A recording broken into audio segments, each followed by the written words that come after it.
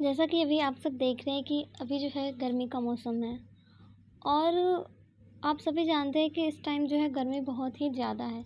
अब ये गर्मी के कई कारण हैं, ये नहीं हो सकता कि हमारा तापमान अचानक से बहुत ही ज़्यादा गर्म होते जा रहे हैं। तो इसके क्या-क्या कारण हैं? तो आप सब जानते हैं कि इसमें सबसे जो पहला और मेन कारण है वो हमारा प्रदूषण। हम अलग-अलग तरह से प्रदूषित अपने वातावरण को प्रदूषित कर रहे हैं। और ये जो प्रदूषण है वो हम कई तरह से कर रहे हैं। वायु प्रदूषण, जल प्रदूषण, ध्वनि प्रदूषण, ग्लोबल वार्मिंग, ये सारी चीज़ें हम हमारे द्वारा की जा रही है, जो कि आज जो है अगर हम बात करें तो बहुत से ऐसे जगह हैं जहाँ पे जो गर्मी है वो जो है हमारे तापमान वह दिन प्रतिदिन बढ़ता जा रहा है। अब जैसा कि हम बात करें तो पहले जो है कि ये जो अगर हम पहले की तुलना में अब की बात करें तो कुछ ऐसे शहर भी हैं जो कि बहुत ही ज़्यादा पॉल्यूटेड पॉल्यूशन में बहुत ही ज़्यादा पॉल्यूटेड है और जिनकी गिनती जो है हमारे बीच में बहुत गिने चुने में मानी जाती है। तो आज हम ऐसे ही एक शहर के बारे में बात करने जा रहे हैं जो भारत का सबसे प्रदूषित शहर बन चुका है, वो है हमारा बर्निहाट। अब ये बर्निहाट क्या है? तो बर्निहाट मेघालय में स्थित एक जगह है, उसी के बारे में आज हम बात करेंगे।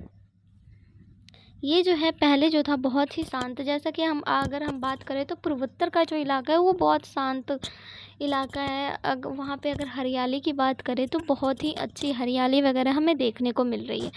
मगर वहाँ पे भी कुछ ऐसी जगह है जहाँ पे ये ऐसे प्रदूषण वगैरह होते हैं और ये जो है बर्निहाट वो सबसे ज़्यादा प्रदूषित शहर में माना जाता है, क्या जो कि आप सब जानते हैं कि सबसे ज़्यादा अगर बारिश कहीं होती है तो वो मेघालय में होती है। तो आज हम जानेंगे इसके पीछे के क्या कारण है, क्या वजह है। तो ये सारी चीज़ों के बारे में हम इसमें जानने का प्रयास करेंगे। सबसे पहले हम बर्निहाट को जानेंगे। तो बर्निहाट मेघालय में स्थित एक ज़िला है, ठीक है। अब राज्य में स्थित एक ज़िला है रिभोई। ज़िले में स्थित एक छोटा सा कस्बा या फिर शहर की तरह जो आज के नज़दीक में डेवलपमेंट हुआ है और ये जो है असम के गुवाहाटी के सीमा से लगती हैं। और ये जो है इस टाइम जो है यहाँ पे ये इंडस्ट्रियल एरिया बहुत ही ज़्यादा है। इससे पहले जब तक इंडस्ट्रियल एरिया नहीं थी यहाँ पे, यहाँ का जो वातावरण था बहुत शुद्ध और स्वच्छ माना जाता था। लेकिन जब से यहाँ पे इसे औद्योगिकरण में किया गया, जब से यहाँ पे इंडस्ट्रीज़ की स्थापना हुई और इंडस्ट्रीज़ का विकास लगातार डेवलप होते गए, उसके बाद से जो है इसकी सिचुएशन दिन प्रतिदिन ख़राब होती गई एयर पॉल्यूशन के क्षेत्र में। और इसकी भौगोलिक स्थिति ने इसे गेटवे टू मेघालय बना दिया है। अगर हम बात करें तो एक आप देख रहे हैं जो इसमें दो फ़ोटो हैं। एक जो है जो पहले जो विदाउट इंडस्ट्रीज़ के पहले की फ़ोटो है और दूसरा अगर आप देखेंगे तो ये उस वक्त की फ़ोटो है जब इंडस्ट्रीज़ एरिया की स्थापना हो चुकी थी और बहुत सारे उद्योग चलने लगे थे। क्योंकि जब उद्योग चलते हैं तो उसमें से बहुत सारे केमिकल, धुएँ वगैरह, oxygen nitrogen, carbon dioxide, ethane और बहुत सारे जो है हानिकारक जो गैसें होती हैं वो ऊपर वो धुएँ के साथ बाहर निकलती है और वो सारा जो है हमारे तापमान को बहुत ज़्यादा गर्म कर देती है, ग्लोबल वार्मिंग बना देती है, जिससे गर्मियाँ भी और बढ़ती हैं और ये जो है एयर में मिक्स हो जाते हैं, जिससे हमें बहुत सारी बीमारियों का भी डर रहता है। अब यहाँ पे क्या कर रहे हैं, बर्निहाट में PM 2.5 रेट है, ठीक है। अब ये PM 2.5 का मतलब क्या हुआ? तो इसमें PM 2.5 जो है माइक्रोमीटर से कम व्यास वाले कण मीन्स ये जो है एक मापन का तरीका है। अब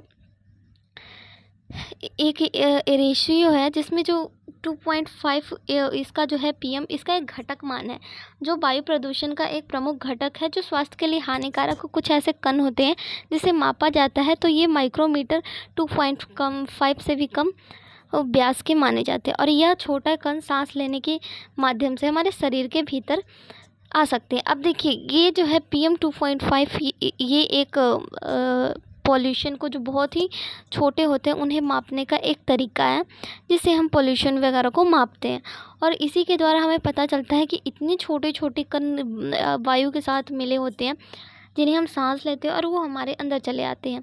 अब ये जो है इसका PM का मतलब होता है पर्टिकुलर मैटर 2.5 और हवा में मौजूद छोटे छोटे कणों को संदर्भित करता है जिसका व्यास जो है बहुत ही कम होता है, बहुत ही सूक्ष्म कण होता है। अब ये फेफड़े के ज़रिए जब हम इसे सांस लेते हैं ये हमारे खून में चला जाता है, और खून में जाने की वजह से इससे भी बहुत सारी प्रॉब्लम होती है। जैसे कि अगर बात करें तो श्वास संबंधी, इसके बारे में हम आगे भी बात करेंगे। अब यहाँ पे कुछ रेट वगैरह आपको देखने को मिल रहा है। अब देखिए इसकी शुरुआत 2011 से देखें तो सबसे पहले 40 थी। औद्योगिक विस्तार से पूर्व की अनुमानित स्तर है, ठीक है। उससे पहले के ठीक ठाक थी। 2012 में 45 हुई। अब ये इसका रीज़न क्या है, तो कोयला प्लांट ट्रैफिक बुनियादी स्तर पर सक्रिय हो गया, ठीक है। तो अब देखिए लगातार यहाँ पे बढ़ते ही जा रहा है स्तर। 2013 में 50, उसके बाद 60, 75, 85, 95, इस तरह जो है इसका विकास होते ही जा रहा है। और फिर लास्ट में आगे CRI की पहली छमाही रिपोर्ट में ये जो है इसका रिपोर्ट आई। अब देखिए दुनिया के 20 सबसे प्रदूषित शहर में जो है 13 शहर जो है वो भारत के हैं। दुनिया में जो 20 सबसे प्रदूषित शहर माना जाता है उसमें 13-12 भारत के हैं, जिसमें जो है सबसे पहला जो है यही बर्निहाट है। उसके बाद दिल्ली आती है, फिर मल्लापुर आता है जो कि पंजाब में है, फिर फरीदाबाद हरियाणा का, लोनी यूपी की, नई दिल्ली दिल्ली का, गुरुग्राम हरियाणा का, फिर श्री गंगानगर जो राजस्थान में स्थित है, ग्रेटर नोएडा यूपी में, भिवारी राजस्थान, मुजफ्फरनगर ये भी यूपी का, हनुमानगढ़ ये राजस्थान का, और नोएडा फिर यूपी का। तो ये सारे शहर जो है 13 वो इसके अंतर्गत आते हैं। अब यहाँ पे कुछ पैमाने हैं कि कौन सा शहर कितना ज़्यादा पॉल्यूशन फैला रहा है, तो इसके कुछ आंकड़े यहाँ पे दिए हुए हैं।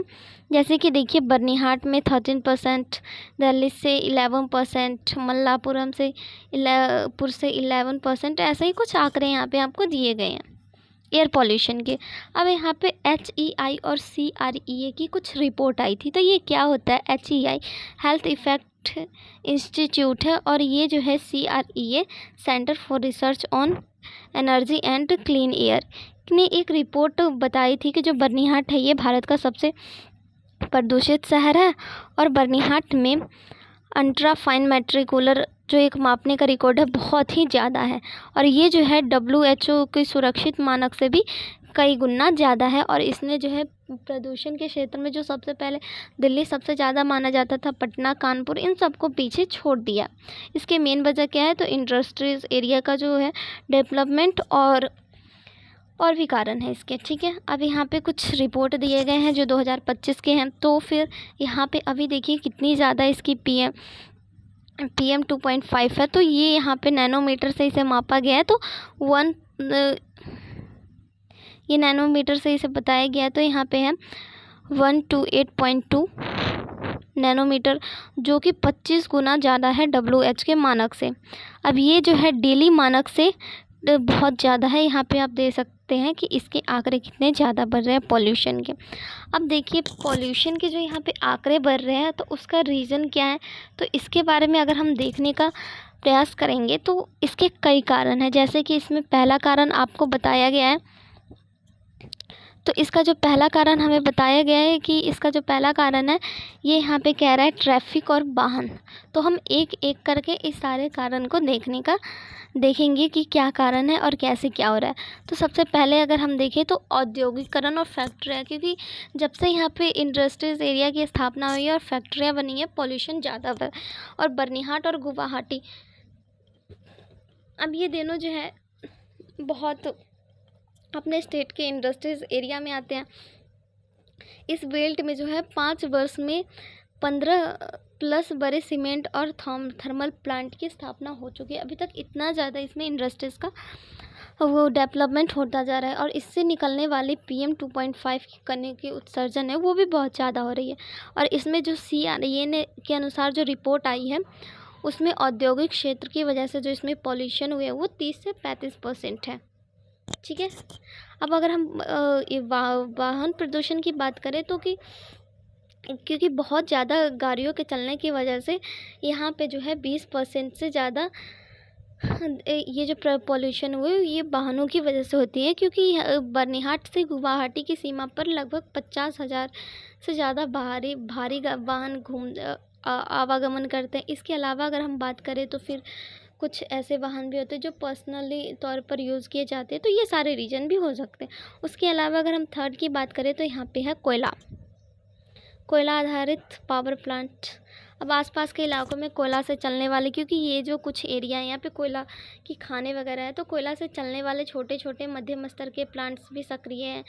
अब कोयला के जलने से क्या क्या होता, गैसें हमारे जलवायु में, वायुमंडल में छो आते हैं, तो sulphur dioxide, nitrogen oxide, fine PM, ये सारे जो होते हैं, और हीलियम वगैरह बहुत सारे ऐसे गैस होते हैं, वो इसके द्वारा होते हैं। तो HEI के अनुसार जो है बिजली के उत्पादन में 25% प्रदूषण होता है। और उसके अलावा जो है हम वनों की कटाई बहुत ही ज़्यादा कर रहे हैं। बनिहाट में पिछले 10 वर्ष के आसपास 1200 हेक्टेयर से अधिक वनों को नष्ट कर दिया गया है, और जिससे यहाँ पे जो है ग्रीन कवर की जो गिरावट है वो 18% से भी ज़्यादा है। और पेड़ों के नष्ट से हम जानते हैं कि वायु शुद्धिकरण की क्षमता भी घट जाती है। तो ये सारे मेन कारण हैं, और कुछ और भी कारण है, जैसे कि मेघालय में सिर्फ 4 मैनुअल वायु गुणवत्ता स्टेशन है, ठीक है। बर्निहाट जैसे उच्च उत्सर्जन क्षेत्रों में यहाँ पे 24/7 मॉनिटरिंग नहीं होती है, ठीक है। तो ये कुछ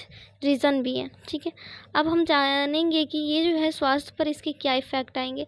तो स्वास्थ्य पर अगर इनकी इफ़ेक्ट की हम बात करें, तो जैसा कि इसमें बताया ही जा रहा है, अगर हम देखने का प्रयास करेंगे तो श्वसन संबंधी, क्योंकि श्वसन संबंधी समस्याएं भी इससे हमें हो सकती हैं, जैसे कि अस्थमा, ब्रोंकाइटिस, COPD जैसे बीमारी हो सकती है। अब हृदय संबंधी क्या हो सकता है, हार्ट अटैक का खतरा रहता है, स्ट्रोक का खतरा रहता है, इसके अलावा कैंसर का भी खतरा रहता है, क्योंकि इसके साथ बहुत सारे जो है जहरीले गैस भी हम श्वास में लेते रहते हैं। गर्भवती महिलाओं पे इसका असर पड़ता है, मस्तिष्क पर भी इसका असर इफ़ेक्ट हमें देखने को मिलता है, आँख और त्वचा पे भी इसका असर जो है हमें देखने को मिल जाता है।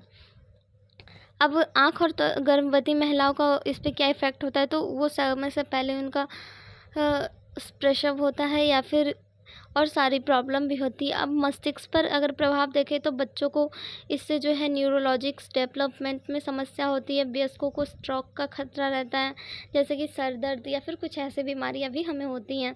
अब आँखों और त्वचा में जलन, एलर्जी एवं रैशेस की संभावना भी रहती है। तो इसी पर WHO ने कहा है कि प्रदूषित क्षेत्र में रहने वाले लोगों की उम्र भी इस वजह से घटती जाती है। अब हम बात करें तो सरकार की नीति और भूमिका, सरकार की क्या नीति है इसमें और भूमिका है, तो हम इसकी बात करेंगे। तो सबसे पहले देखिए role of the government and policies. तो सबसे पहला है एयर क्वालिटी मॉनिटरिंग। अब इसमें वायु की गुणवत्ता को निगरानी प्रणाली, तो इसमें 2 बोर्ड बनाए गए, एक CPCB केंद्रीय प्रदूषण नियंत्रण बोर्ड, और दूसरा है SPCB, तो स्टेट पॉल्यूशन सेंट्रल बोर्ड, इन दोनों की निगरानी में होता है। उसके अलावा रियल टाइम डेटा एकत्र करने के लिए AQI मॉनिटरिंग भी बनाई गई है। इसके अलावा क्या है, नीट अगर हम देखें तो पॉलिसीज़ एंड रेजुलेशन, तो इसमें क्या है, तो वायु प्रदूषण और प्रदूषण को रोकथाम के लिए एक अधिनियम बनाया गया था 1981 में, पर्यावरण संरक्षण अधिनियम 1986 में बनाया गया था, और राष्ट्रीय स्वच्छ वायु कार्यक्रम भी अपनाए गए। जैसे बर्निहाट जैसे शहरों में इसकी जो PM 2.5 है, इसको 20 से 30% कम करने का लक्ष्य इसमें बनाया गया था। अब इसमें उद्योगों पर नियंत्रण करना, अब वाहनों पर भी नियंत्रण करना, जैसे कैसे हम कर सकते हैं, तो पुराने वाहन को हटाकर उसके अलावा EV वाली जो गाड़ी होती है उसको बढ़ावा देना, और सबसे ज़्यादा हम जो कर सकते हैं, जो अगर पब्लिक ट्रांसफॉर्मेशन को मजबूत करके। अब इसके अलावा हमें क्या करना होगा, तो लोगों के बीच में जागरूकता फैलानी होगी, और बताना होगा कि ये जो है हम जो अपने पर्यावरण को इसी तरह जो ख़त्म करते जा रहे हैं, वो कितनी ज़्यादा हमारे लिए ज़रूरी है। तो ये सारी चीज़ें करके अब सजेशन क्या है, तो ये सजेशन सारे हमारे पॉल्यूशन को नियंत्रित करना, उसको मतलब कि हम बहुत ज़्यादा प्लास्टिक वगैरह का भी यूज़ करते हैं, इसके अलावा बहुत ज़्यादा पॉल्यूटेड करते हैं, तो हमें सबसे पहले पेड़ लगाना चाहिए, लोगों को जागरूक करना चाहिए, और अपने कानून का भी बहुत सख्ती से पालन करना चाहिए। और इसके अलावा जो है वो जो है प्लास्टिकों के लिए प्रदूषण को नियंत्रित करने के लिए हमें उपकरण वगैरह, ये सारी चीज़ें हमें करनी चाहिए। अब निष्कर्ष क्या निकलता है कि ये जो है एक हमें जो ये हमारे भारत के लिए जो बर्निहाट है, ये एक चेतावनी, गंभीर चेतावनी है कि बर्निहाट जैसा छोटा शहर भारत का सबसे प्रदूषित शहर बन सकता है। तो फिर हमारे इंडिया में इससे बहुत बड़े बड़े शहर भी हैं, इसके अलावा यह दिखाता है कि औद्योगिकरण, ग्रीन कवर की कटाई और वाहनों का बढ़ता दबाव वायु की गुणवत्ता को तेज़ी से बिगाड़ सकता है। और अगर हमें कुछ करना चाहिए तो हमें इन पर जल्दी से ही रोकथाम लगाने की ज़रूरत है। इसी के साथ थैंक यू।